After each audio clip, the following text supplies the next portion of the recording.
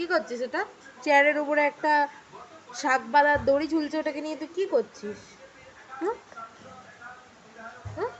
কি করছিস এটা? ওটা কি করেছে তোকে? দড়িটা তোকে কি করছে?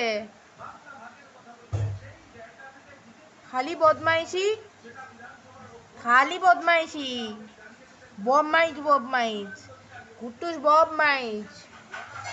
ওই দেখ, ওই দেখ। হ্যাঁ, এটা কি? উরি বাবা, উরি বাবা, কি রাগ, কি আগ! ওখানে শাক পড়ে আছে, ওগুলো খাওয়া হচ্ছে না। শাকের বাঁধা দড়িটা খেতে হবে। হুম। আরে বাবারে, বাবারে, বাবারে, কত রাগ! ওরে বাবা, ঘি রাম কেটে ফেলে দিল।